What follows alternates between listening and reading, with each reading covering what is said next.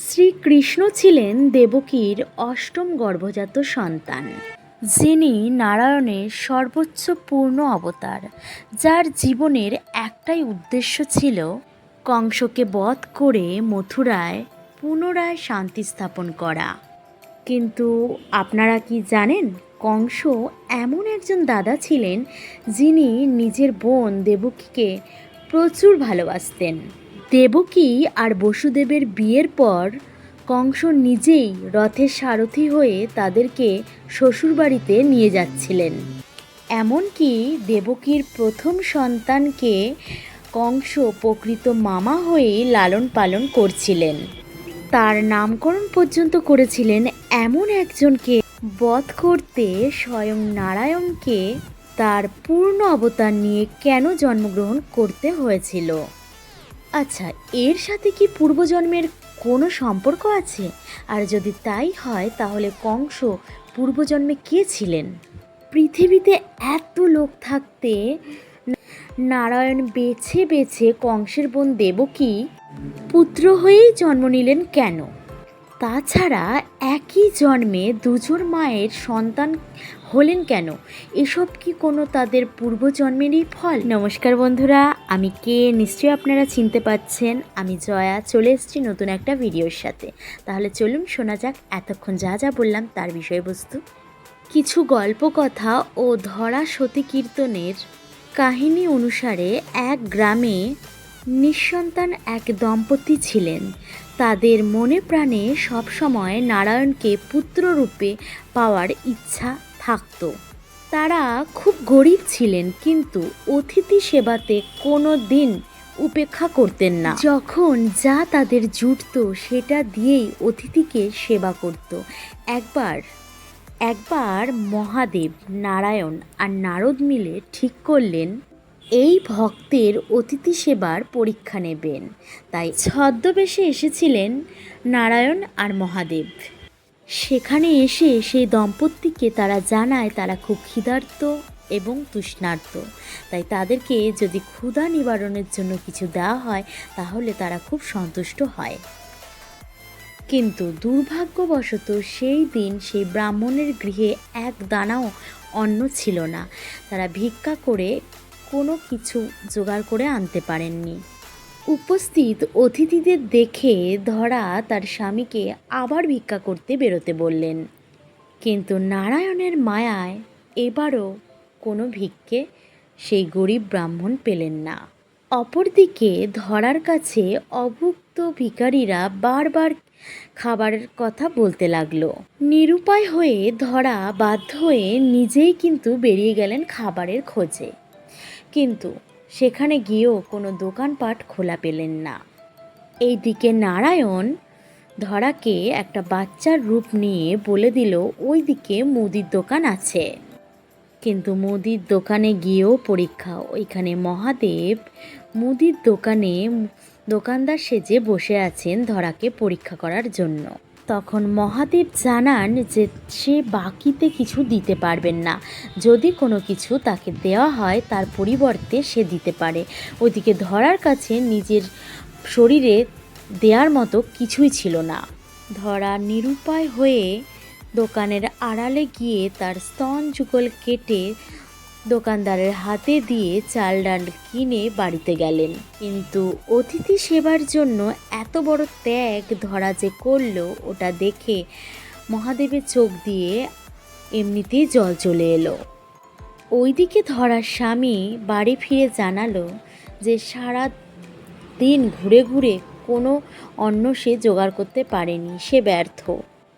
আর ধরা বললেন আমি একটা ব্যবস্থা করেছি, অতিথিদের বসতে বলো, আমি খাবার নিয়ে আসছি। ওইদিকে ধরা ভাবছে ও যদি সত্যি কথা বলে তাহলে তার স্বামী তাকে ত্যাগ করবে, কিন্তু তাও সে সত্যি কথাই বলবে। তার কথা শুনে ধরার স্বামী কাঁদতে কাঁদতে বললেন, ধরা তুমি যা করেছো তা অনেক বড় ত্যাগ। তোমাকে আমি কি করে ত্যাগ করব? তুমি আজ আমাদের বাড়িতে আসা অভুক্ত অতিথিদের খিদা নিবারণের জন্য এ কাজ করেছো। আর তোমার মতো এমন স্ত্রী বহু জন্মের ভাগ্যের পর পাওয়া যায়। ছদ্মবেশী অতিথিদের যখন খাবার দিচ্ছিলেন তখন ধরার বুক থেকে এক ফোঁটা রক্ত গিয়ে পড়েন নারায়ণের খাবারের পাতে। তখন নারায়ণ জানতে চেয়েছিল এই রক্তবিন্দু কোথা থেকে এলো, আর জানতে চাওয়ার ফলে ধরা কিন্তু কাঁদতে শুরু করে দিল। আর তখন অনেক বলার পর ধরা বলল যে আমি আমার স্তন যুগলের সাহায্যে এটাকে বিক্রি করে আমি অতিথি আপ্যায়নের জন্য এইগুলো কিনে নিয়ে এসেছি। আর ধরা কাঁদতে কাঁদতে বলে যে খাবার ছেড়ে যেন তারা না ওঠে। কথা শুনে নারায়ণ এবং নারদ দুজনেই অঝরে কান্নাকাটি শুরু করে দেয়। তখন তারা নিজের মূর্তিতে এসে ধরা আর ধরার স্বামীকে বললেন, তোমরা তোমাদের সমস্ত পরীক্ষায় উত্তীর্ণ হয়েছ। তখন ধরা জানায় যে তার মনে নারায়ণকে সন্তান হিসেবে পাওয়ার প্রবল ইচ্ছে। তোমাদের বহু জন্ম পর্যন্ত সন্তান সুখ নেই, তবুও আমি তোমাদের কাছে আসব, সন্তান হয়ে তোমাদেরকে মাতৃপিতৃর সুখ দেব। তুমি যে স্তনের বিনিময়ে আমাদেরকে খাবার জোগাড় করে দিয়েছ, সেই স্তনের মূল্য আমি অবশ্যই দেব। তাই পরের জন্মে আমি তোমার সন্তান হিসেবে না আসলেও তোমার স্তন পান করার জন্য আমি অবশ্যই আসব। তোমার এই মহান ত্যাগ কোনো দিনও ব্যর্থ যাবে না। তোমার স্তন যুগল যেখানে তুমি কেটেছ সেখানে বেল নামক একটা গাছের জন্ম হবে, আর সেই বেল নামক গাছের পাতা দিয়ে আমাকে যে পুজো করবে তার অনেক ভালো হবে। কিন্তু শিব পুরাণ মতে বেল গাছের জন্ম নিয়ে আরও একটি কাহিনী আছে, যার মধ্যে আছে দেবী লক্ষ্মী স্তন যুগল মহাদেবকে দান করেছিলেন, আর সেখানেই বেলগাছের জন্ম হয়েছে। দাপর যুগে এই ধরা ও তার স্বামী নন্দ আর যশোদা রূপে জন্মগ্রহণ করেছিলেন কৃষ্ণের পালিত মা বাবা হিসেবে। যশোদা এবং নন্দ পূর্বজন্মে রাজা দ্রোণ এবং ধরা ছিলেন, যিনি নিজের তপস্যার দ্বারা নারায়ণকে নিজের সন্তান হিসেবে পালিত করার সুযোগ পেয়েছিলেন।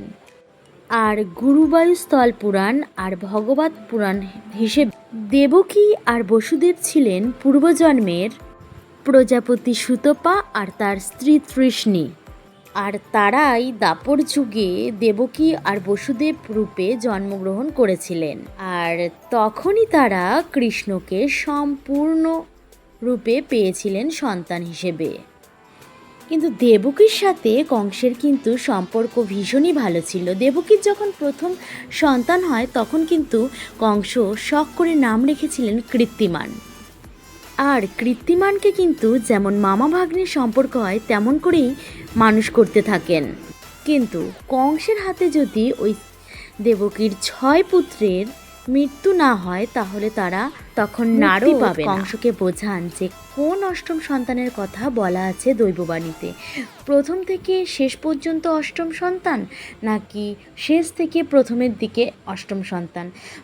এবারে নারদের কথায় প্রভাবিত হয়ে তখন কংস ভাবছেন যে তাই তো, তখন কংস মনে মনে স্থির করলেন যে একটা পুত্র সন্তানকেও বাঁচানো যাবে না।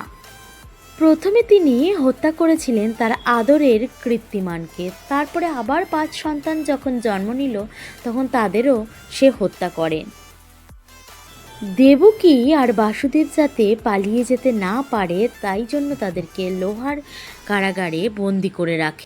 বালক কৃষ্ণের হাতে কংসের মৃত্যু হওয়ার পর মথুরা রাজ্যে আবার শান্তি ফিরে আসে। একদিন বসুদেব শ্রীকৃষ্ণকে বলেন যে তাদের যে 6টি পুত্র মারা গেছেন তাদের যেন কৃষ্ণ আবার জীবনদান দেন, তাদেরকে আবার জীবিত অবস্থায় দেখতে চান।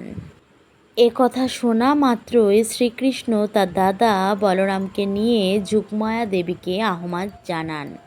তখন সেখানে গিয়ে সেখানকার রাজা ছিলেন বলিকে তারা বলেন যে তাদের 6 জন মৃত দাদাকে তারা জীবিত করে নিয়ে যেতে এসেছেন, যারা এই সুতল লোকে অতৃপ্ত আত্মা হয়ে ঘুরে বেড়াচ্ছেন। তখন বলি কিন্তু সেই সদ্যজাত বাচ্চাগুলোকে যেই অবস্থায় পেয়েছিলেন সেই অবস্থায় কৃষ্ণ আর বলরামের কাছে ফিরিয়ে দেন।